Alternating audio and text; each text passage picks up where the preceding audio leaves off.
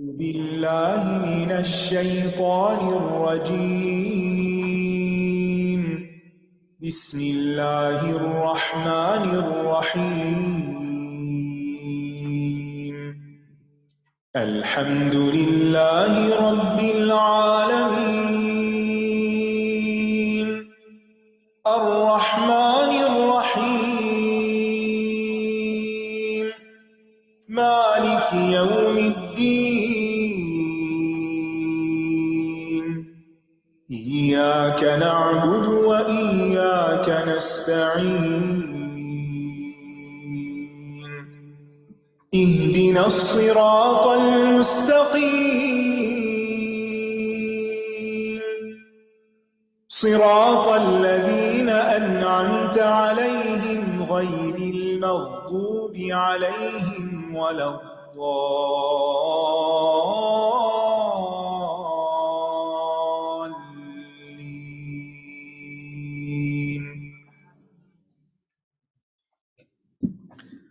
السلام علیکم ورحمۃ اللہ وبرکاتہ۔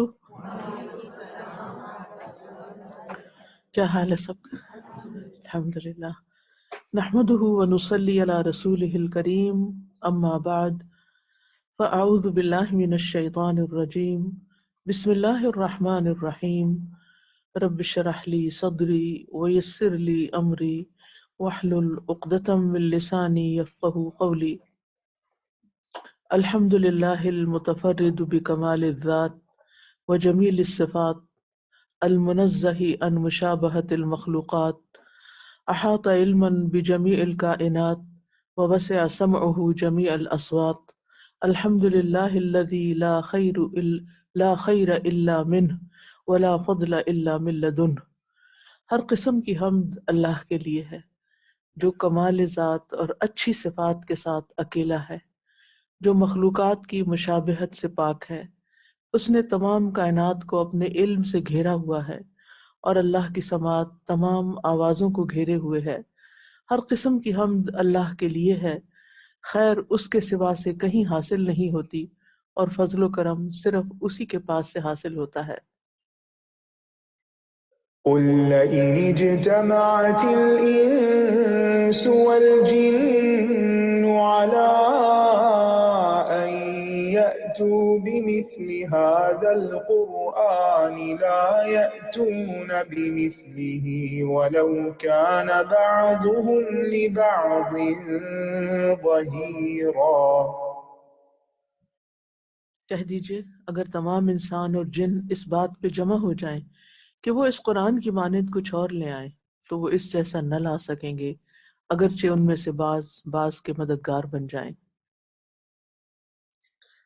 آج ہم پڑھیں گے چوتھے باب کو، جس کا عنوان ہے وحی، یعنی وحی الہی۔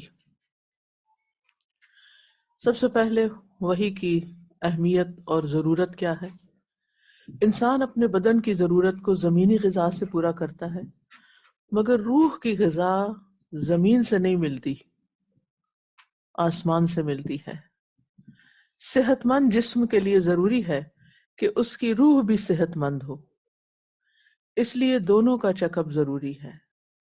جس طرح جسمانی بیماری میں ڈاکٹرز کی ضرورت ہے، اسی طرح وحی سے انسانی تعلق انتہائی ضروری ہے تاکہ اس کو روحانی غذا بھی ملے اور شفا بھی ملے۔ وحی روح کی غذا ہے۔ روح کی غذا رب کریم نے وحی کی صورت میں اپنے پاس رکھی ہے اور جسے وہ جبریل امین کے ذریعے انبیاء کرام پر نازل فرماتا ہے، پھر وہ اسے اللہ کے بندوں تک پہنچاتے ہیں۔ یعنی وحی انبیاء پر آتی ہے اور انبیاء کو جو علم حاصل ہوتا ہے پھر وہ عام لوگوں تک جاتا ہے۔ جو اسے قبول کرے وہ خوش قسمت ہے، ورنہ بدبخت ٹھہرتا ہے۔ ہمارے لیے دونوں طرح کی غذاؤں کی اہمیت ہے، دونوں ہی اللہ تعالیٰ نے تیار کی ہیں، اللہ تعالیٰ کی طرف سے ہیں۔ ان غذاؤں کے بغیر روح اور جسم میں نہ طاقت ہوگی، نہ جان، نہ خوشی۔ ہدایت تو بڑی دور کی بات ہے۔ یہ بڑی غلط فہمی ہے کہ وحی کے بغیر ہدایت مل سکتی ہے، یہ نہیں مل سکتی۔ یہ ہدایت نہیں بلکہ بہت سے فساد کا موجب بن سکتی ہے۔ روح کو اولوی یعنی آسمانی غذا چاہیے جو خود سے حاصل نہیں ہوتی، یعنی ہر انسان خود سے آسمان سے یہ غذا اپنے لیے اتار نہیں سکتا۔ جسم کو بھی سفلی یعنی عرضی غذا کی ضرورت ہوتی ہے۔ جو رب زمین سے جسمانی غذا کا بندوبست کر سکتا ہے وہ آسمان سے روحانی غذا کا بندوبست کیوں نہیں کر سکتا؟ زمین سے تو ہم خود بھی چیزیں اگا سکتے ہیں، حاصل کر سکتے ہیں، زمین سے نکال سکتے ہیں، جیسے پینے کا پانی ہے تو زمین کے اندر اللہ نے اس کے خزانے رکھے ہیں۔ اسی طرح کھیتی باڑی کر کے چیزیں اگا سکتے ہیں۔ پھر اسی طرح زمین پر اللہ نے مختلف طرح کے جانور پیدا کیے جن سے ہم گوشت حاصل کرتے ہیں، دودھ حاصل کرتے ہیں۔ یہ ساری چیزیں تو انسان اپنی محنت سے کما سکتا ہے، لیکن روح کی غذا اپنی محنت سے نہیں کما سکتا۔ وہ اللہ تعالیٰ کی طرف سے پیغمبروں کے ذریعے جو ہدایت آتی ہے اس کو قبول کر کے ہی انسان اس سے فائدہ اٹھا سکتا ہے۔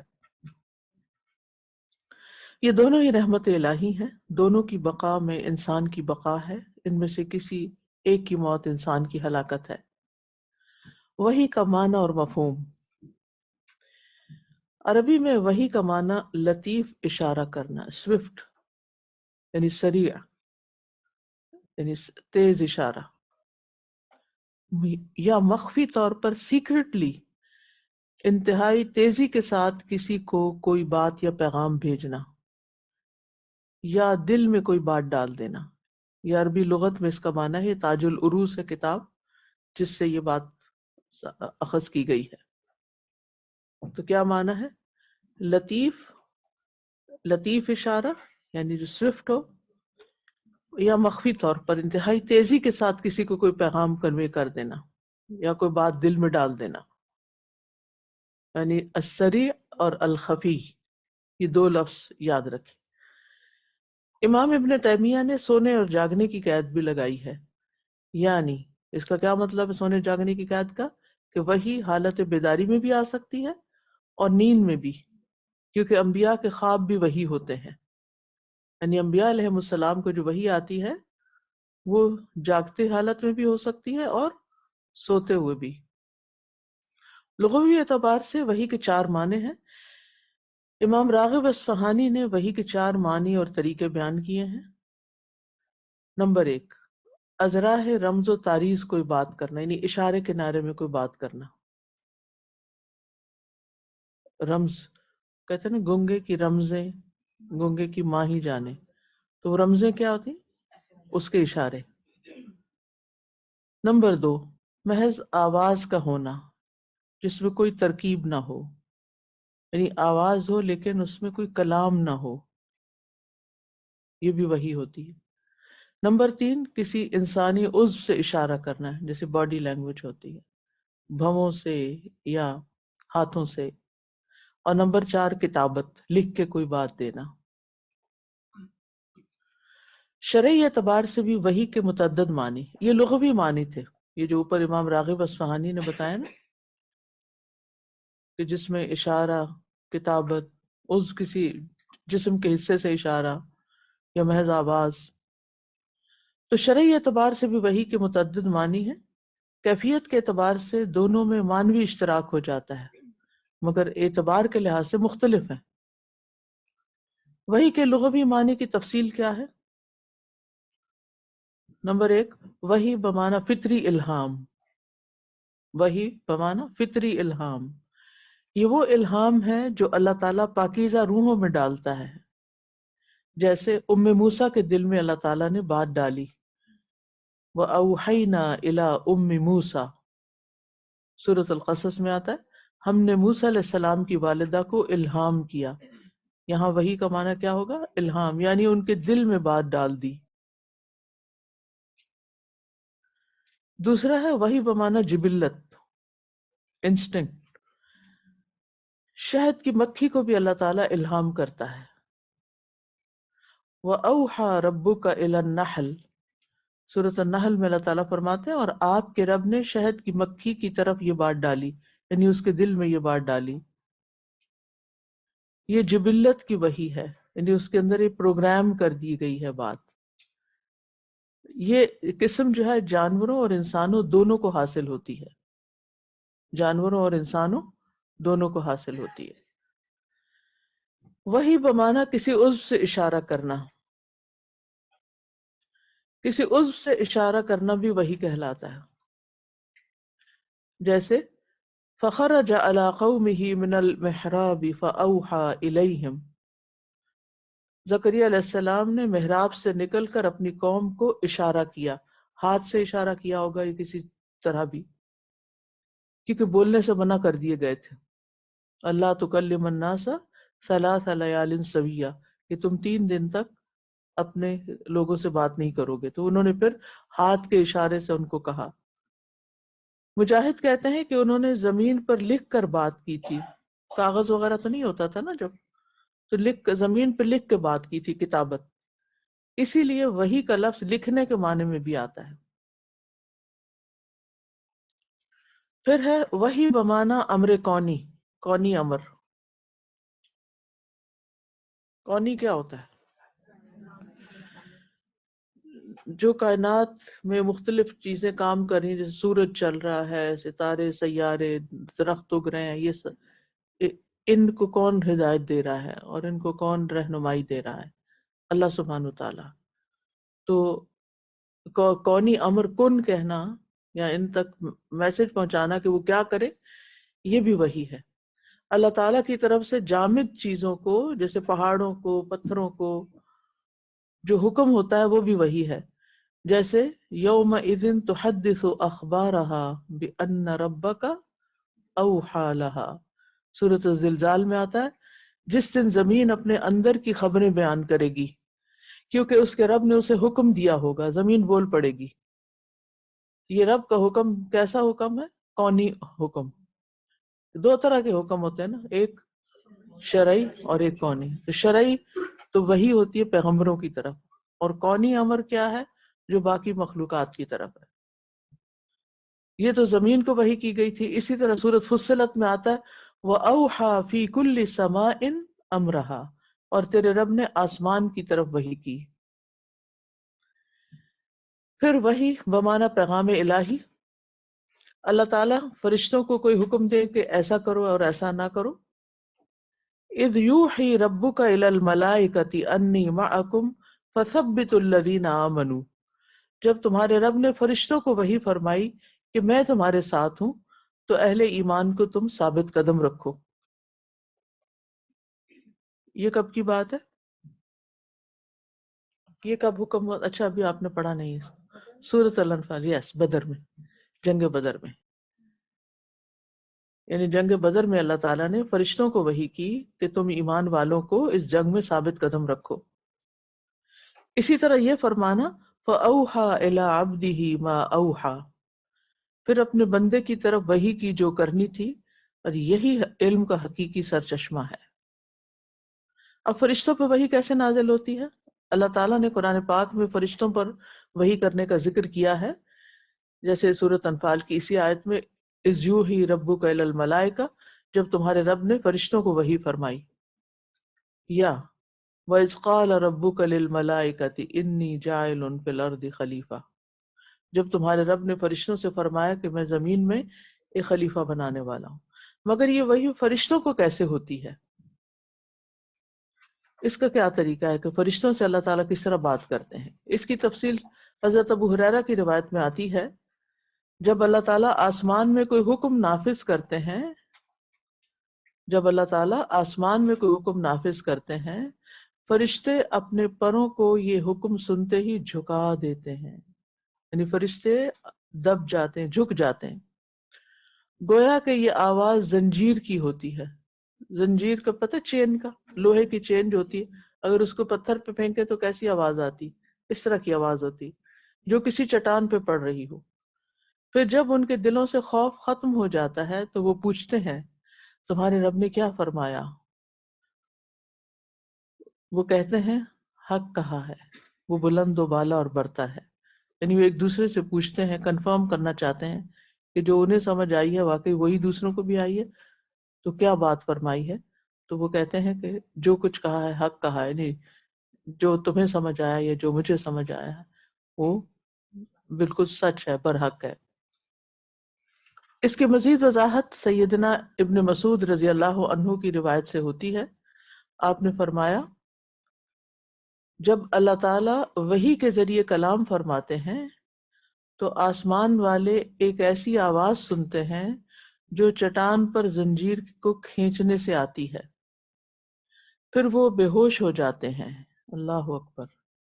یعنی جب ان پر وحی آتی ہے تو وہ برداشت نہیں کر پاتے، بے ہوش ہو جاتے ہیں، وہ اسی حالت میں رہتے ہیں، بے ہوش پڑے رہتے ہیں، حتیٰ کہ جبریل امین ان کے پاس آ جاتے ہیں۔ جب جبریل ان کے پاس آتے ہیں تو ان کے دلوں سے خوف جاتا رہتا ہے، یعنی وہ پھر ٹھیک ہو جاتے ہیں۔ پھر وہ پوچھتے ہیں جبریل آپ کے رب نے کیا کہا؟ وہ فرماتے ہیں وہ حق ہی فرماتا ہے، یعنی اللہ تعالیٰ نے جو فرمایا حق فرمایا۔ تو سب فرشتے پکارتے ہیں اللہ تعالیٰ نے حق فرمایا، اللہ تعالیٰ نے حق فرمایا۔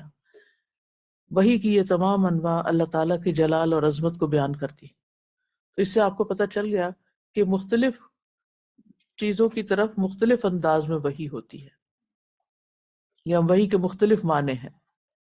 وحی بمعنی وسوسہ،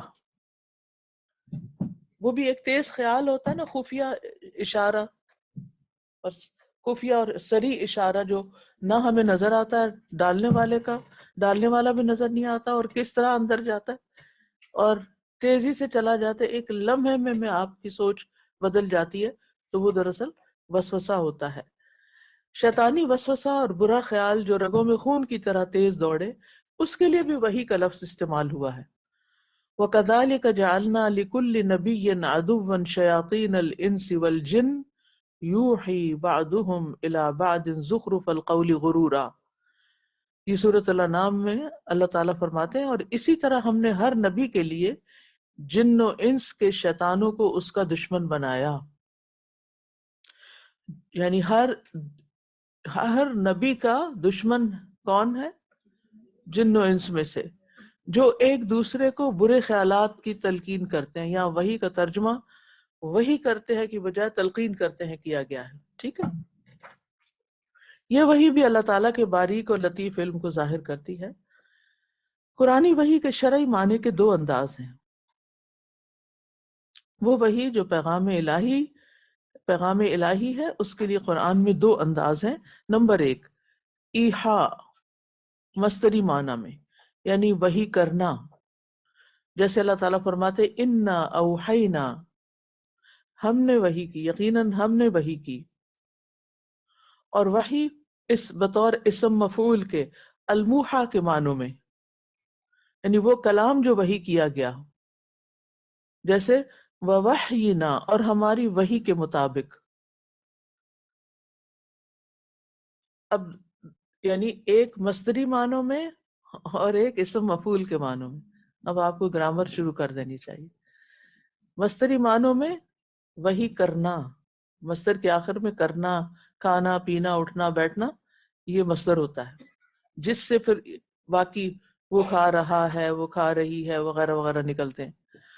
اور اسم مفعول جو خاص وزن پر ہوتا ہے کسی باب کے، اور یہاں موحا یعنی جو چیز وحی کی گئی اس کو بھی وحی کہا جاتا ہے، یعنی کلام کو بھی۔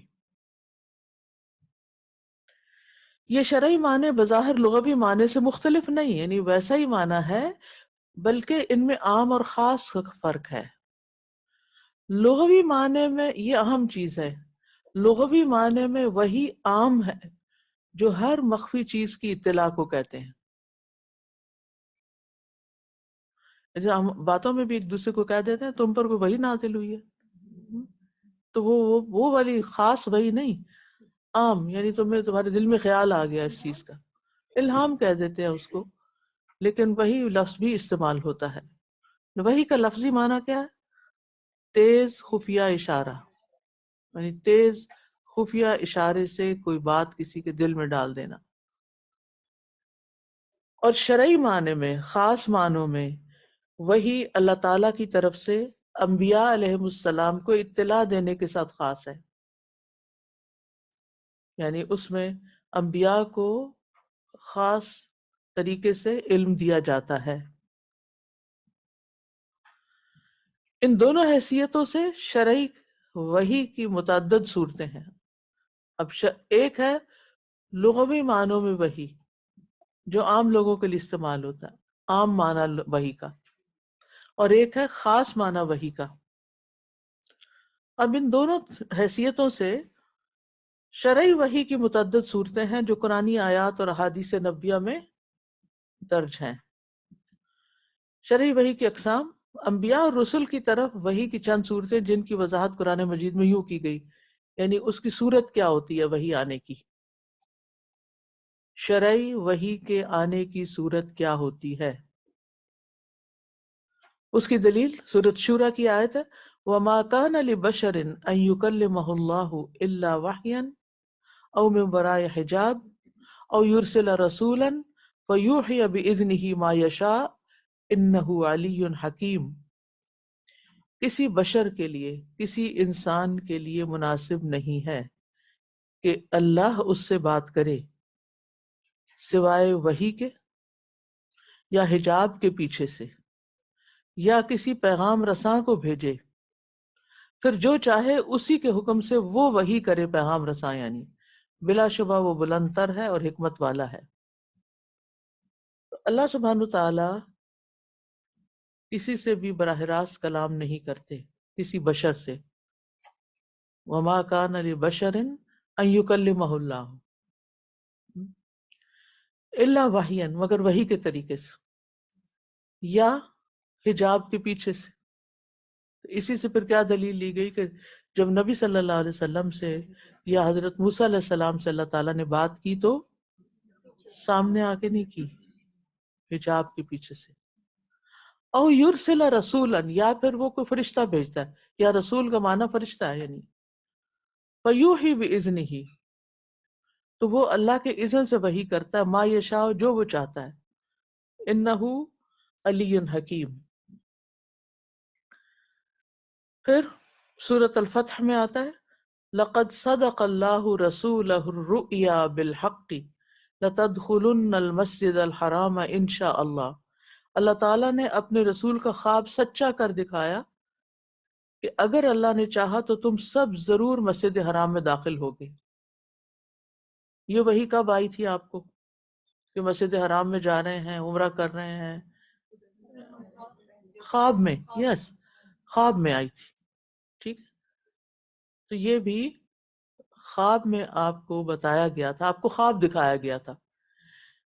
آپ کو معلوم ہے نا کہ عام انسانوں کا خواب بھی نبوت کا 40واں حصہ ہوتا ہے، یعنی عام انسانوں میں سے، اور خواب کی پھر 3 قسمیں آ جاتی ہیں، وہ ایک الگ ہے۔ ایک ہے شیطانی وسوسہ، جو شیطان ڈراتا ہے آپ کو خواب میں، اور ایک ہے حدیث نفس، کہ دن بھر جو چیزیں آپ دیکھتے ہیں یا آپ کے ذہن پہ کوئی خوف پریشانی ہوتی ہے تو وہ آپ کو ویسی چیزیں نظر آتی ہیں۔ اور تیسرا کیا ہے، اللہ کی طرف سے وہ یعنی خاص طریقے سے کوئی چیز جو فیوچر سے متعلق ہو یا کسی بھی خاص چیز سے متعلق، وہ اس کو دکھا دی جاتی۔ یہ اس طرح اتنی ویوڈ اور اس طرح نہیں ہوتی پاورفل جس طرح انبیاء علیہ السلام پر وحی آتی ہے، جاگتے میں یا سوتے میں۔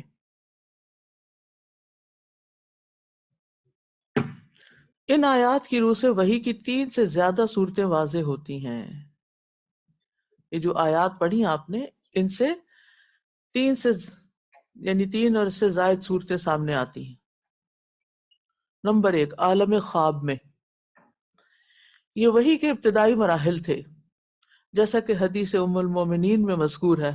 حضرت عائشہ سے روایت ہے، بخاری کی شروع کی احادیث میں سے، اول ما بدأ به رسول اللہ صلی اللہ علیہ وسلم من الوحی الرؤیا الصالحہ فی النوم۔ رسول اللہ صلی اللہ علیہ وسلم کے لیے اولاً وحی کی ابتدا نیند میں رؤیائے صالحہ سے ہوئی، سچے خوابوں سے ہوئی۔ وحی کی ابتدا سچے خوابوں سے ہوئی۔ ان سچے خوابوں کو علماء رؤیائے صادقہ کا نام بھی دیتے ہیں، یا بقول بعض انہیں ارہاس کہتے ہیں۔ ارہاس، یہ لکھا ہوا نا ہے آپ کے پاس، لکھا ہوا جی، ارہاس۔ ارہاس کیا ہے؟ سچے خواب، پیغمبروں کو سچے خواب کے ذریعے وحی کا ملنا، جن کا ذکر ام المومنین سیدہ عائشہ صدیقہ یوں کرتی ہیں، صحیح مسلم کی روایت ہے کان اول ما بدأ به رسول اللہ صلی اللہ علیہ وسلم من الوحی الرؤیا الصادقہ فی النوم فکان لا یرى رؤیا الا جاءت مثل فلق الصبح. وحی کی ابتدا اولا نیند میں نیک یعنی سچے خوابوں سے ہوئی. آپ کوئی خواب ایسا نہ دیکھتے جو صبح کی روشنی کی طرح آپ کے سامنے واضح نہ ہو جاتا. یعنی وہ بہت کلیئر خواب ہوتا تھا اور آپ کو یاد بھی رہتا تھا. حیرت کی بات ہے نا، ایک علم انسان دن کے وقت حاصل کرتا ہے اور ایک رات کو سوتے وقت.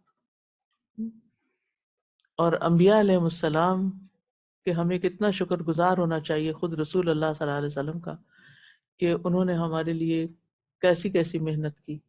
یعنی ابھی آگے آپ پڑھیں گے کہ جب فرشتہ دن کے وقت آتا تھا تو کیفیت کیا ہو جاتی تھی، اور پھر رات کو سوتے ہوئے آپ دیکھیں جب رات کو سوتے ہوئے آپ بہت خواب دیکھتے ہیں نا تو نیند کیسی ہوتی ہے، پھر نیند ڈسٹرب ہوتی ہے، تھک جاتے ہیں آپ. بعض اوقات آپ ایفرٹ لگا رہے ہوتے ہیں، کوئی بھاگ دوڑ رہے ہوتے ہیں، کوئی کھول بند کر رہے ہوتے ہیں، کوئی کہیں سوار کوئی ڈرائیو کر رہے ہوتے ہیں، کبھی کچھ کر رہے ہوتے ہیں، تو یوں لگتا ہے جیسے آپ پورے ایکشن میں تو نیند ڈسٹرب ہوتی ہے، تھک جاتے ہیں آپ.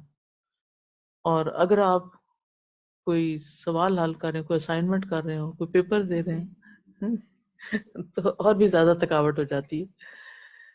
تو ہمارے تو اس طرح کے خواب حدیث نفسی ہوتی ہے کہ جس چیز کی ہمیں ٹینشن ہوتی ہے، اگر ایئرپورٹ جانا ہو تو ایک رات پہلے ہی پہنچ جاتے ہیں. تو لیکن انبیاء علیہ السلام کو جو دکھایا جاتا تھا بہت واضح اور بالکل صحیح شکل میں، اور پھر وہ یاد بھی رکھتے اور پھر سے لوگوں کو بیان بھی کرتے اور اس طرح ان کو تعلیم بھی دیتے تھے. خواب میں وحی کی یہ صورت بعد میں بھی برقرار رہی جو وحی خفی کی حیثیت اختیار کر گئی اور اللہ تعالیٰ نے بھی ان کی تائید فرمائی جیسا کہ اوپر مذکورہ سورہ فتح کی آیت نمبر 27 میں بیان ہوا. ابتدا میں یہ خواب اس لیے آتے تاکہ انبیاء کے دل مانوس ہو جائیں، یعنی وحی لینے کے قابل ہو جائیں، کیونکہ ایک بھاری بوجھ تھا. ام المومنین کی حدیث کی ترجمانی کرتے ہوئے علقمہ بن قیس جو سیدنا ابن مسعود کے شاگرد ہیں فرماتے ہیں ان اول ما یؤتی به الانبیاء فی المنام حتی تہدأ قلوبهم ثم ينزل الوحی بعد فی الیقظۃ. انبیاء کرام سب سے پہلے خواب میں وحی دیے جاتے تھے حتیٰ کہ ان کے دل تسکین میں آ جاتے، پھر جاگتی حالت میں ان پر وحی نازل ہونے لگتی. اللہ تعالیٰ اپنے نبی کے دل میں اپنا پیغام القاء کرتا ہے جو یقین اور پختہ خیال کی صورت میں ان کے دل میں بیٹھ جاتا ہے کہ یہ اللہ کی طرف سے ہے. مثلاً ایک مرتبہ آپ سوئے ہوئے تھے، پھر جاگے اور فرمایا میں نے دیکھا ہے کہ مسلمانوں کی ایک فوج کہاں جا رہی ہے، سمندر کا سفر کری. یہاں انہوں نے ڈیش ڈیش ڈیش ڈال دیے ہیں. تو یہ آپ صلی اللہ علیہ وسلم ام حرام بنت ملحان کے گھر میں تھے جو ایک یعنی رشتے میں خالہ تھی. آپ اکثر دوپہر کے آرام کے لیے وہاں چلے جاتے تھے اور وہ کبھی آپ کے سر پہ تیل لگا دیتی تھی، اور جب آپ تھوڑی دیر کے لیے وہاں قیلولہ کرتے تو وہ آپ کے جسم سے جو پسینہ نکلتا وہ اس کو اپنی شیشی میں محفوظ کر لیتی تھی. تو بہرحال یہ دو بہنیں جو ہیں ام حرام اور ام سلیم، یہ بہت ہی قابل رشک صحابیات ہیں. ام سلیم کے تو بیٹے حضرت انس تھے جنہوں نے نبی صلی اللہ علیہ وسلم کی خدمت کی. بہرحال اس گھرانے کا نبی صلی اللہ علیہ وسلم سے بہت قریبی تعلق تھا. تو آپ سو رہے تھے تو آپ نے دیکھا کہ خواب میں کہ آپ کی امت کی ایک فوج جو ہے وہ سمندر پر سوار ہے. آپ نے کبھی خود سمندر جاگتے میں نہیں دیکھا تھا، اور وہ ایسے ہیں جیسے بادشاہ ہوں، یعنی کشتی پہ سوار ہو کے جا رہے ہیں اور بہت ہی شاندار ان کا حال حلیہ ہے. تو آپ جب یہ خواب دیکھ کر دوپہر کے وقت یہ خواب دیکھا تھا، دیکھ کر اٹھے تو آپ مسکرا رہے تھے. تو ام حرام نے جب پوچھا تو آپ نے بتایا تو انہوں نے کہا آپ میرے لیے دعا کیجئے کہ میں بھی ان میں شامل ہو جاؤں. تو آپ نے فرمایا تم ان میں سے ہو. پھر آپ دوبارہ لیٹ گئے. جب دوبارہ اٹھے تو دوبارہ ویسے ہی خواب دیکھا. تو ام حرام نے پھر دعا کے لیے کہا. آپ نے فرمایا تم پہلوں میں سے ہو، یعنی پچھلا لشکر جائے گا. اس کا مطلب تھا کہ ریپیٹڈلی جائے گا. یہ مستقبل کی خبر تھی جو آپ کو وحی کے ذریعے دی جا رہی تھی، آپ کے پاس تو کوئی ذریعہ نہیں تھا، اور یہ سچ بھی ہوا، یہ واقعہ سچ ہوا۔ ام حرام گئی اور پھر اس سفر میں شہید ہو گئی تھی، اور ان کا جو موجودہ سائپرس ہے اس میں ان کی قبر موجود ہے۔ تو بہرحال یہ وہی ہوتی ہے، اور صحابہ اسے تسلیم کرتے، یعنی جو خبر آپ دیتے، یعنی آپ دیکھیں نا حضرت ام حرام نے تو اس کو اتنا سچا لیا کہ کہا کہ آپ دعا کریں میں وہ جو آپ نے خواب میں دیکھا نا میں ان میں شامل ہو جاؤں۔ حیرت کی بات ہے نا، عجیب بات ہے، ورنہ ہم جیسا کوئی کہے کہ اچھا تم نے خواب دیکھا، کیا ہمارے دل میں خیال بھی آئے گا کہ وہ جو آپ خواب دیکھ رہے ہیں اس خواب کا ہم حصہ بن جائے؟ عجیب بات ہے نا۔ کچھ بھی نہیں مانگی، کچھ بھی نہیں، کون ہوں گے، کتنے سال بعد ہوگا، کیسے ہوگا، کیسے نہیں، ہو سکتا تھا 100 سال بعد ہو، لیکن انہوں نے کہا کہ میں بھی اس میں جانا چاہتی، اپنی خواہش کا اظہار کر دیا۔ اور یہ چند صحابہ کی جو روایات ہیں اس قسم کی کہ انہوں نے جو ہی نیکی کا کوئی موقع دیکھا فوراً ہی لبیک کا اور آگے بڑھ گئے اور وہ اس میں شامل ہو گئے۔ جیسے عکاشہ، جب آپ نے فرمایا کہ میری امت کے 70,000 لوگ بغیر حساب کتاب کے جنت میں جائیں گے، تو حضرت عکاشہ اٹھے، ان کا کہ آپ دعا کیجیے میں ان میں شامل ہوں۔ تو آپ نے دعا کر دی، اتنے میں ایک اور شخص دیکھا دیکھی، اس نے کہا میرے لیے بھی دعا کر۔ آپ نے فرمایا عکاشہ بازی لے گیا، اب بس وہ اسی کا حصہ تھا، وہ ہر ایک کے لیے نہیں، کیونکہ کچھ لوگ پہل کر لیتے اور کچھ لوگ پہل کرنے والوں کو دیکھ کے کام کرتے ہیں کہ جب اور لوگ کریں گے تو پھر ہم بھی کر لیں گے۔ تو یہ فرق ہے دونوں میں، ایک السابقون ہے اور ایک عام مسلمان ہے۔ سابقون الاولون جو ہوتے ہیں وہ ہمیشہ سبقت کر جاتے ہیں، نیکی کا کوئی موقع دیکھتے ہیں، جیسے آج ہی میں نے قربانی کا فلائر دیکھا تو میں نے کہا کہ فوراً میرا حصہ ڈال دیں، کیونکہ اس سے پہلے کہ یعنی آخر میں جب کوئی کہے کہ اب پورا نہیں ہو رہا کوٹا تو ہم ڈال دیتے ہیں، پہل کریں تاکہ کوئی بھی۔ اسی طرح جب الہدا کی مختلف عمارتیں بنی ہیں تو جب میں اناؤنسمنٹ کرتی تھی پہلے حصہ ڈال کے پھر میں جا کے اناؤنس کرتی تھی تاکہ کہنے میں اثر بھی ہو اور بات بھی فائدے کی ہو۔ بہرحال تو کہنے کا مطلب یہ ہے کہ صحابہ کا ایمان بڑا پختہ تھا۔ یہی ایمان ہوتا ہے کہ پیغمبر جو کچھ بتاتے ہیں کیا کرو،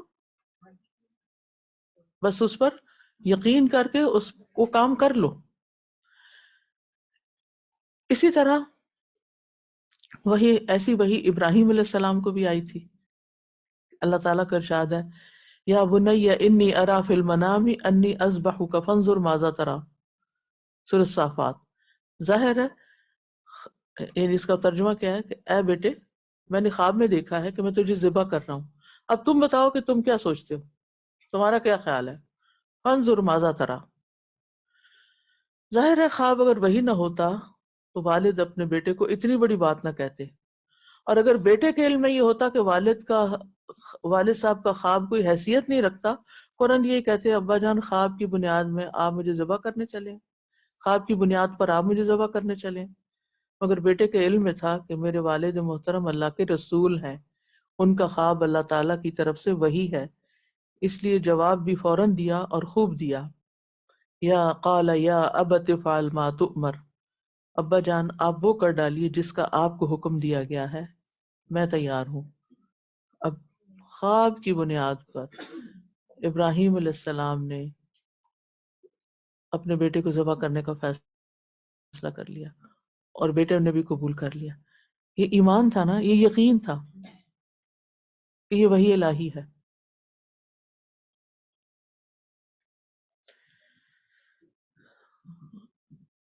پھر دوسرا ہے پس پردہ وحی، یہ اللہ تعالیٰ کا اپنے خاص بندوں سے مکالمہ ہوتا ہے، او من ورائے حجاب، جیسے سیدنا موسیٰ علیہ السلام سے پس پردہ اللہ تعالیٰ ہم کلام ہوئے۔ وَكَلَّمَ اللَّهُ مُوسَىٰ تَكْلِيمًا، اور اللہ تعالیٰ موسیٰ علیہ السلام سے ہم کلام ہوئے جیسے کلام کیا جاتا ہے۔ وَنَادَيْنَاهُ مِنْ جَانِبِ الطُّورِ الْأَيْمَنِ وَقَرَّبْنَاهُ نَجِيًّا، اور ہم نے اسے طور کی دائیں جانب سے پکارا اور اسے سرگوشی میں قربت عطا کی۔ اس وحی میں براہ راست گفتگو ہوتی ہے جس کی صوتی لذت کا سرور تو رسول ہی جان سکتا ہے کہ وہ آواز کیسی تھی، اور پھر وہ یعنی جو انہوں نے اس وقت ان کی کیفیت ہوگی۔ ظاہر اللہ تعالیٰ کی آواز سن کر تو فرشتے بے ہوش ہو جاتے تھے، وہ تو آواز بھی ہوتی تھی یا نہیں، وہی سے ہی بے ہوش ہو جاتے تھے۔ اصل میں جس کے دل میں اللہ کی عظمت ہوتی ہے نا، اس کو پھر چیزیں مختلف طرح محسوس بھی ہوتی ہیں اور نظر بھی آتی، اور عمل بھی مختلف ہوتا ہے۔ اگر ہمارے دلوں میں یہ بات پکی ہو جائے نا کہ اللہ سب سے بڑا ہے، تو پھر کوئی فیصلہ کرتے ہوئے اللہ کے حکم پر میں مشکل ہی نہ ہو کہ وہ بڑا ہے نا، اس بڑے کی بات ماننی ہے ہم نے۔ اسی طرح جب آپ معراج پر تشریف لے گئے تو اللہ تعالیٰ آپ سے بھی ہم کلام ہوئے، اسی لیے موسیٰ علیہ السلام جب اللہ تعالیٰ سے ہم کلام ہوئے تو بے ساختہ پکار اٹھے، ربی ارنی انظر الیک، یعنی جب آواز سنی تو کہا اب میں آپ کو دیکھنا بھی چاہتا ہوں، اے میرے رب مجھے دکھا کہ میں تجھے ایک نظر دیکھ سکوں۔ اسی طرح جب آپ معراج پہ تشریف لے گئے تو اللہ تعالیٰ آپ سے بھی ہم کلام ہوئے، پھر آپ نے فرمایا فَأَوْحَى اللَّهُ إِلَيَّ مَا أَوْحَى، وہ سورۃ نجم میں بھی آتا ہے نا، کیا فَأَوْحَى إِلَىٰ عَبْدِهِ مَا أَوْحَى فَفَرَضَ عَلَيَّ 50 صَلَاةً فِي كُلِّ يَوْمٍ وَلَيْلَةٍ، اللہ تعالیٰ نے میری طرف وحی کی اور ایک رات دن میں 50 نمازیں فرض کر دی۔ اس وحی میں نبی اللہ کا کلام سنتا ہے مگر اسے دیکھ نہیں پاتا، یہ پس پردہ وحی ہوتی ہے، او من ورائے حجاب، یہ وحی کلام الہی کہلاتی ہے۔ ٹھیک ہے، یہ وحی کلام الہی کہلاتی ہے۔ تو ایک ہو گیا سچے خواب عالم خواب میں، اور دوسرا ہو گیا پس پردہ۔ تیسری ہے وحی بذریعہ جبریل امین، یہ وحی جلی کہلاتی ہے، جو وحی کی دیگر صورتوں کے مقابلے میں آپ پر زیادہ اتری ہے، یعنی نبی صلی اللہ علیہ وسلم پر وحی کی یہ صورت زیادہ رہی ہے۔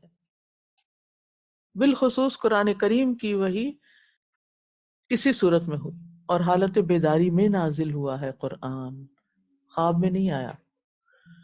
نزول وحی کی اس صورت میں رسول یا نبی کو مکمل یقین ہوتا ہے کہ وہ اللہ تعالیٰ کی طرف سے ہے۔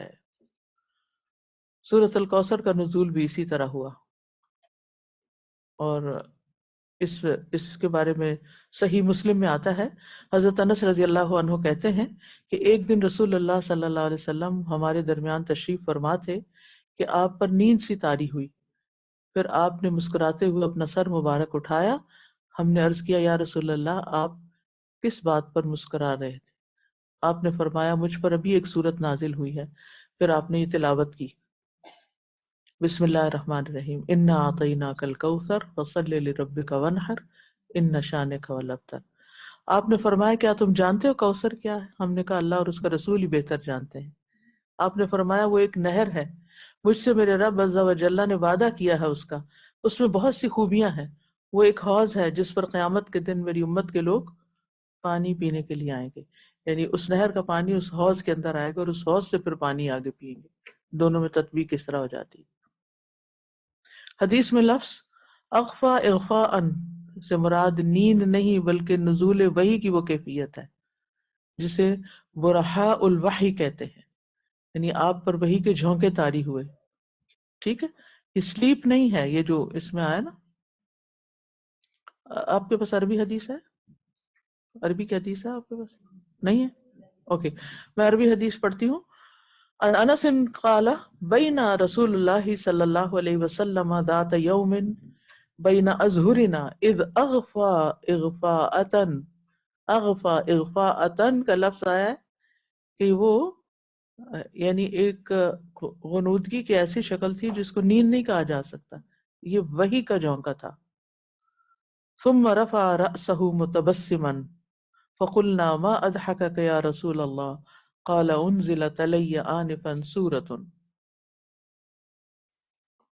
پھر اللہ تعالیٰ کا ارشاد ہے وَإِنَّهُ لَتَنزِيلُ رَبِّ الْعَالَمِينَ نَزَلَ بِهِ الرُّوحُ الْأَمِينُ عَلَى قَلْبِكَ لِتَكُونَ مِنَ الْمُنذِرِينَ بِلِسَانٍ عَرَبِيٍّ مُبِينٍ، یہ قرآن یقیناً رب العالمین کی طرف سے نازل شدہ ہے جسے روح الامین لے کر اترتے ہیں آپ کے دل پر تاکہ آپ خبردار کرنے والوں میں سے ہوں۔ واضح عربی زبان میں. تو یہ قرآن کا ٹیکسٹ واضح طور پہ بتا رہا ہے کہ وحی کا ایک بڑا حصہ جبریل امین کے ذریعے نازل ہوا، جس کو ہم قرآن کہتے ہیں. ٹھیک، لیکن قرآن کے علاوہ بھی آپ پر وحی نازل ہوئی. ٹھیک ہے، اور وہ جبریل بھی لے کر آئے اور خواب میں بھی، یعنی مختلف طرح سے نازل ہوئی آپ پر، جس کو پھر حدیث کہتے ہیں. یعنی قرآن کا جو حصہ ہے نا، وہ جبریل لے کر آئے. ہاں، یعنی آپ پر وہی جو نازل ہوئی ہے وہ کئی قسم سے نازل ہوئی، خواب میں بھی. جیسے ابتدا میں خواب آپ کو آئے، لیکن خواب میں قرآن مجید نہیں نازل ہوا، قرآن مجید جبریل ہی لے کر آئے ہیں. ٹھیک، اس لیے میں نے کہا بڑا حصہ، یعنی قرآن کا جو حصہ ہے.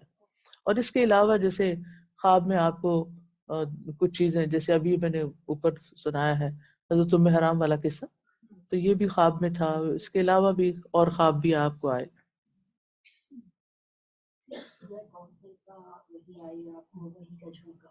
جی، یہ اس سے پتہ نہیں چل رہا یہاں سے. یہ یہاں سے پتہ نہیں کیونکہ جبریل بھی جب آتے تھے تو آپ کی کیفیت بدل جاتی تھی. جی جی، وہ بھی ابھی آگے آئے گا. چوتھی چیز، وہی جو الہام ہو. الہام اس صورت میں کہ اللہ تعالیٰ اپنے نبی یا رسول کے دل میں کچھ جما دے کہ یہ ایسا ہی ہے، نہ اسے رد کرے اور نہ اس میں کسی طرح کا کوئی شک کرے. جیسے آپ فرماتے ہیں ان روح القدس نفث فی روعی ان نفسا لن تموت حتی تستکمل رزقها الا فاتقوا اللہ واجملوا فی الطلب. روح القدس نے میرے دل میں یہ بات پھونک دی، نفث فی روعی، کہ کوئی نفس بھی اپنا رزق مکمل کیے بغیر مر نہیں سکتا. سنو، اللہ تعالیٰ سے ڈرتے رہو اور مطالبے میں جمال پیدا کرو، خوبصورتی پیدا کرو. ہاں، اچھی طرح خوبصورت دعا مانگو. ٹھیک، تو یہاں پر اس سے کیا پتہ چلتا ہے؟ یہ قرآن میں لکھا ہوا کہیں؟ تو پھر یہ جبریل لائے تھے، تو پھر کیا ہوا؟ وہی. اور اس کو کیا بولتے ہیں؟ یہ جو بات آپ فرما رہے ہیں حدیث بولتے ہیں.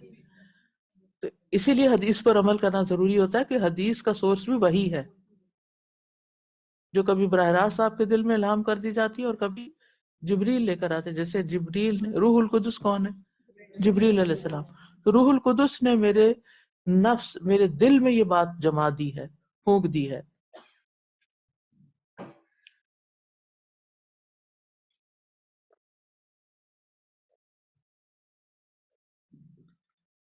انبیاء سابقین کی تعلیمات وحی کی اسی صورت میں نازل ہوئی ہیں، ان پر بھی کوئی کتاب نہیں اتری تھی. اللہ تعالیٰ کے رسولوں پر زیادہ تر کتابی وحی اتری ہے، اور خواب میں یا فرشتے کی بشری حالت میں وحی آئی. خواب میں یا فرشتے کی بشری حالت میں. بشری حالت کا کیا مطلب؟ انسانی شکل میں. اس لیے وحی کا معنی اور مفہوم تمام انبیاء اور رسل کے درمیان مشترکہ چلا آ رہا ہے. اس لیے وحی کا معنی اور مفہوم تمام انبیاء اور رسل کے درمیان مشترک ہے. چلا آتا ہے کہہ سکتے ہیں، لیکن اب تو ختم ہو گیا نا. اس میں جبریل امین قاصد یعنی پیغام لانے والے ہیں، پیغام رساں ہیں. قرآن مجید میں ہے وما ارسلنا من قبلک من رسول الا نوحی الیہ انہ لا الہ الا انا فاعبدون. آپ سے قبل کسی رسول کو ہم نے نہیں بھیجا مگر یہ کہ ہم نے اس کی طرف وحی کی کہ کوئی معبود نہیں سوائے میرے، پس تم میری عبادت کرو. پھر اسی طرح قل انما اتبع ما یوحى الی من ربی، آپ فرما دیجئے کہ میں تو اسی وحی کی پیروی کرتا ہوں جو میرے رب کی طرف سے میری طرف بھیجی جاتی ہے. ٹھیک ہے، اس سے کیا پتہ چلتا ہے کہ وحی کی یہ قسم جو الہام کی ہے، یہ انبیاء علیہم السلام کی طرف آتی رہی ہے. ابلاغ وحی دو انداز سے ہوتا ہے. نمبر ایک، وحی جلی یا وحی مطلوب، یعنی وحی دو انداز میں لائی جاتی ہے. نمبر ایک وحی جلی، جیسے لحن جلی نہیں آپ پڑھتے تجوید میں، وہ تو پڑھا ہوگا نا جی۔ نمبر 1 وہ وحی جو جبریل امین نے حروف و حرکات سمیت بغیر کسی کمی بیشی کے آپ کو پہنچائی۔ دوبارہ دیکھیے، اہم بات ہے، وہ وحی جو جبریل امین نے حروف اور حرکات سمیت، حرف حرف، حرکت حرکت، بغیر کسی کمی بیشی کے آپ کو پہنچائی، قرآن، یس، جسے آپ نے جبریل امین سے حاصل کرنے کے بعد من و عن یعنی پورا پورا 100% آگے پہنچایا۔ اسے وحی مطلوب کہتے ہیں۔ اس سے مراد قرآن مجید کی وحی ہے، کیونکہ اس سے تلاوت کیا جاتا۔ مطلوب کا کیا معنی ہے؟ وہ چیز جس کی تلاوت کی جائے، اسے وحی جلی بھی کہتے ہیں، رائٹ۔ دوسری ہے وحی غیر مطلوب، جس کی تلاوت نہیں ہوتی، اس کو وحی خفی بھی کہتے ہیں۔ وحی کا دوسرا انداز یہ ہے کہ جبریل امین انسانی شکل میں آتے اور اللہ کا پیغام پہنچاتے، یا خواب اور الہام کی صورت میں آپ کو براہ راست وحی ہوتی۔ وحی کی یہ صورتیں آپ کے اقوال، افعال اور تقریرات میں ملتی ہیں۔ تقریر کیا ہوتا ہے؟ آپ قرار، اپنا یعنی اقرار کرنا۔ تقریر کا مطلب ہے اقرار کرنا، اقرار کا کام ویلیڈیٹ کرنا، اٹس اوکے یا پھر اٹس ناٹ اوکے۔ اقوال، ہاں، اقوال ہوتا ہے قول، یعنی کوئی حدیث آپ بول کے بیان کریں، جیسے انما الاعمال بالنیات، یہ کیا ہے؟ آپ کا قول۔ افعال کیا ہوتے ہیں؟ آپ منہ سے نہیں بول رہے بلکہ کچھ کر کے دکھا رہے ہیں، ٹھیک ہے، جیسے وضو کر رہے ہیں۔ اسی طرح یہ جو تیسری چیز ہے تقریر، کہ آپ نہ بول رہے ہیں نہ کر رہے ہیں، آپ کے سامنے کوئی کام کر رہا ہے تو آپ اس کو یا منع کریں گے یا نہیں کریں گے، دونوں صورتوں میں یہ تقریر، یعنی اقرار کریں گے اس کا کہ ہاں ٹھیک ہے، یا پھر اس کو کریکٹ کریں گے۔ اور جی ہاں، سائلنٹ یعنی جس کو ٹیسٹ اپروول کہتے ہیں، خاموش اپروول، یعنی آپ اس کو یا پسند کرتے تھے جیسے سر ہلا دیا، یا زبان سے کہہ دیا ٹھیک ہے، یا پھر منع کر دیا، یا چہرے کی پسندیدگی اور ناپسندیدگی سے اظہار کر دیا۔ یہ وحی تمام تر سنت رسول کی عملی صورت ہے، اسے وحی خفی بھی کہتے ہیں۔ یعنی نبی صلی اللہ علیہ وسلم جو کچھ کرتے تھے اور کہتے تھے وہ دراصل وحی الہی کی روشنی میں ہوتا تھا، جیسے قرآن مجید میں آتا وَمَا يَنْتِقُ عَنِ الْهَوَىٰ إِنْ هُوَ إِلَّا وَحْيٌ يُوحَىٰ، کہ آپ اپنی خواہش نفس سے باتیں نہیں کرتے بلکہ آپ کو وحی کی جاتی ہے۔ یعنی قرآن کے علاوہ بھی آپ کو وحی آتی تھی، یہ اصل کرنے کی یعنی کہ یقین کرنے کی بات ہے۔ یہ نقطہ بہت سے مسلمانوں کو سمجھ نہیں آتا، اس لیے وہ کہتے ہیں جو قرآن میں لکھا ہے وہ تو ہم مان جائیں گے، لیکن جو قرآن کے علاوہ آپ نے فرمایا ہے ہمیں نہیں پتا، اس کے بارے میں شک کرتے ہیں۔ نہیں، شک کرنے کی ضرورت نہیں، اس لیے کہ اس کو صاف ستھرا کر کے ہم تک پہنچانے میں بڑی بڑی محنتیں ہوئی ہیں، اور صحیح اور غیر صحیح کا فرق واضح کیا گیا، موضوع روایات کو چھانٹ کے الگ کر دیا گیا۔ لہٰذا جو چیز ہمیں سنت سے بھی پتہ چلتی ہے اس پر بھی عمل کرنا ضروری ہوتا ہے، کیونکہ بہت سی چیزیں قرآن میں نہیں لکھی ہوئی، وہ نبی صلی اللہ علیہ وسلم نے ہمیں بتائیں، کیونکہ آپ کے ذمے تھی یہ بات کہ وَأَنزَلْنَا إِلَيْكَ الذِّكْرَ لِتُبَيِّنَ لِلنَّاسِ مَا نُزِّلَ إِلَيْهِمْ، ہم نے آپ کی طرف ذکر نازل کیا تاکہ آپ اسے کھول کے بتائیں کہ لوگوں کی طرف کیا نازل کیا گیا۔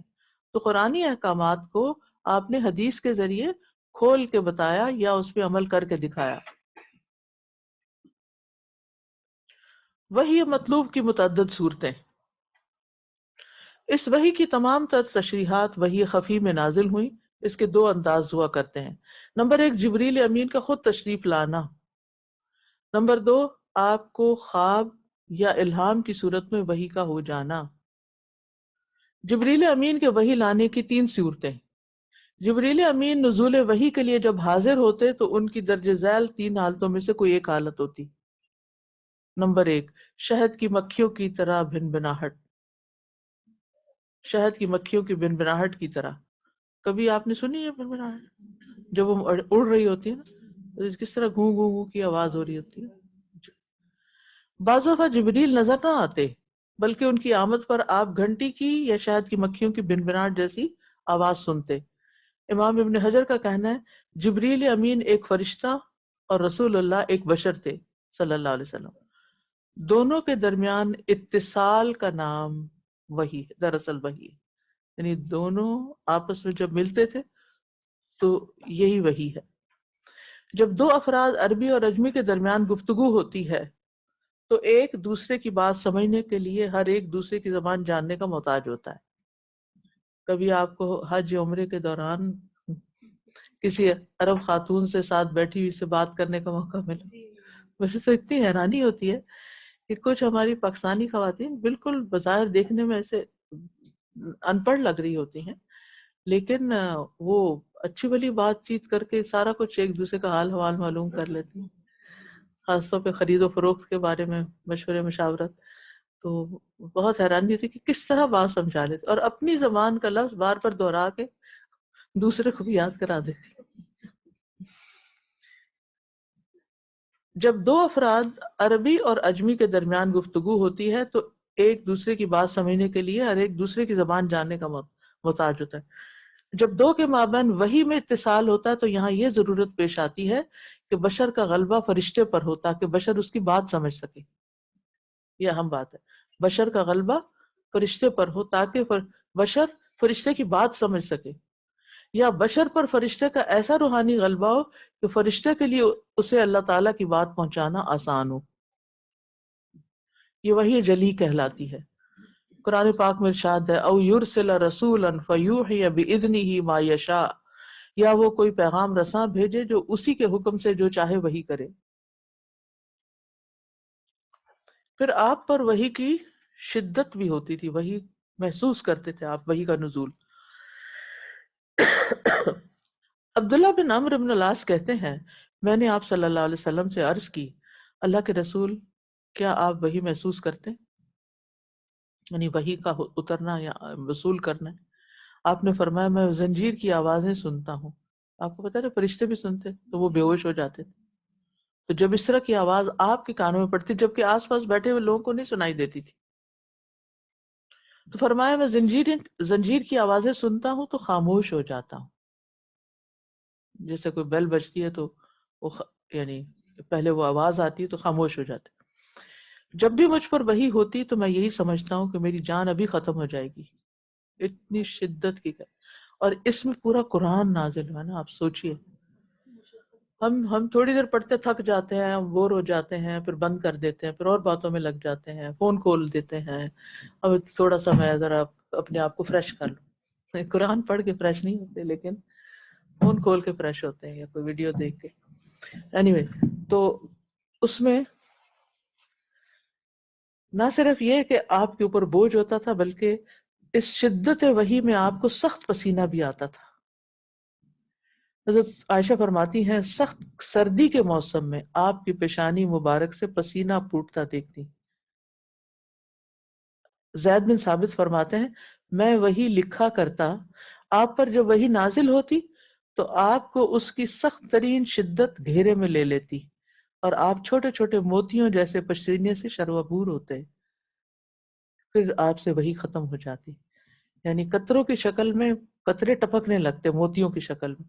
جیسے آپ نے دیکھو شیشے پہ ونڈو پہ آپ کو بارش پڑتی ہے نا، پھر کیا ہوتا ہے چھوٹے چھوٹے ڈراپس نیچے گر رہے ہوتے ہیں ایک کے بعد ایک جب بارش ختم ہو جاتی ہے یہ دوران بھی. تو ایسے ہی آپ سے پسینہ ایسے پانی کی طرح بہتا تھا، قطروں کی شکل میں ڈراپس گرتے تھے. دوسرا ہے جبریل امین کا اپنی اصل شکل میں آنا. کبھی جبریل امین اپنی اصل شکل میں نمودار ہوتے جیسے آپ نے فترۃ الوحی کے بعد جبریل کو ان کی اصل شکل میں دیکھا. پھر معراج کی رات آپ نے انہیں سدرۃ المنتہا کے پاس دیکھا، لیکن یہ انسیڈنٹ کم ہے. اور جبریل علیہ السلام بہت ہی خوبصورت تھے. رسول اللہ صلی اللہ علیہ وسلم نے فرمایا میں نے سدرۃ المنتہا کے پاس جبریل کو دیکھا، ان کے 600 پر تھے جن سے موتی اور یاقوت جھڑ رہے تھے۔ آپ دیکھیے کہ ویسے تو خواتین کے کپڑوں میں موتی اور یاقوت ہوتے ہیں، تو جبریل علیہ السلام کا ڈریس جو اصل حال حلیہ ہے وہ اتنے خوبصورت ہیں، لیکن وہ اپنی شکل بدل بھی سکتے ہیں، انسانی شکل میں بھی آتے تھے، دہیا کلبی کی شکل۔ نبی صلی اللہ علیہ وسلم نے جبریل کو دیکھا، گویا کہ وہ ریشمی لباس پہنے ہوئے تھے، ان کے پاؤں موتیوں کی طرح تھے، جیسے سبزے پر بارش کے قطرے ہوتے ہیں۔ سبزے پر، پتوں پہ بارش کے قطرے کبھی دیکھیں یا اوس کے قطرے، ویسے۔ جبریل امین انسانی شکل میں بھی آتے، جیسے سیدنا دہیا کلبی کی شکل میں بشری حالت میں آتے۔ اس صورت میں فرشتہ جو وحی آپ پر کرتا اسے وحی ملکی کہتے، یعنی فرشتے کی وحی۔ اور دہیا کلبی کی شکل میں کب آئے تھے؟ ابو عثمان کہتے ہیں مجھے یہ بات بتائی گی کہ جبریل علیہ السلام ایک بار نبی صلی اللہ علیہ وسلم کے پاس آئے اور آپ سے باتیں کرتے رہے۔ اس وقت آپ کے پاس ام سلمہ بیٹھی ہوئی تھی۔ جب جبریل علیہ السلام چلے گئے تو آپ نے ام سلمہ سے فرمایا معلوم ہے یہ کون تھے، یا اسی طرح کے الفاظ فرمائے؟ تو انہوں نے جواب دیا یہ دہیا کلبی تھے۔ ام سلمہ نے بیان کیا اللہ کی قسم میں سمجھے بیٹھی تھی کہ وہ دہیا کلبی ہیں، آخر جب میں نے آپ کا خطبہ سنا جس میں آپ جبریل علیہ السلام کی آمد کی خبر دے رہے تھے تو میں سمجھی کہ آپ جبریل تھے، آپ نے بتایا بھی نہیں، آپ صرف پوچھا اور پھر خطبہ دیا، جو خطبہ دیا تو حضرت ام سلمہ کو پتہ چلا کہ دہیا کلبی تھے۔ اسی طرح بنو قریظہ سے جنگ کے وقت جبریل علیہ السلام دہیا کلبی کی صورت میں آئے تھے، اور غزوہ خندق کے بعد جب آپ نے آ کر اپنا یعنی مدینہ لوٹے ہی تھے اور جبریل پہنچ گئے، ان کے دانتوں پر غبار چمک رہا تھا، انہوں نے کہا آپ نے اسلحہ اتار دیا؟ اللہ کی قسم فرشتوں نے ابھی تک اسلحہ نہیں اتارا، چلیے بنو قریظہ کی طرف اور ان سے قتال کیجیے۔ حضرت عائشہ کہتی ہیں کہ رسول اللہ صلی اللہ علیہ وسلم نے اپنی امت کی خاطر اسلحہ تنظیم کیا اور لوگوں میں کوچ کرنے کا اعلان کر دیا۔ آپ نکل پڑے اور بنو غنم جو مسجد کے قریب سکونت پذیر تھے ان کے پاس سے گزرے اور پوچھا کون تمہارے پاس سے گزرا ہے؟ انہوں نے کہا دہیا کلبی گزرے۔ دراصل دہیا کلبی کی داڑھی، دانت اور چہرہ جبریل علیہ السلام کے مشابہ تھا۔ یہ بھی آپ دیکھیے کیسی جی۔ تو آج کا وقت ختم ہو گیا ہے، تو آج کے لیے اتنا ہی کافی ہے۔ انشاءاللہ نیکسٹ ہم پڑھیں گے کہ وحی خفی کے ذریعے دیے گئے احکامات کون سے ہیں۔ تو ایک وحی خفی ہے اور ایک وحی ملکی ہے جو انسانی شکل میں آ کے اور أشهد أن لا إله إلا الله أشهد أن لا إله إلا الله أشهد أن محمد رسول الله أشهد أن محمد رسول الله حي على الصلاة حي على الصلاة حي على الفلاح حي على الفلاح الله أكبر الله أكبر لا إله إلا الله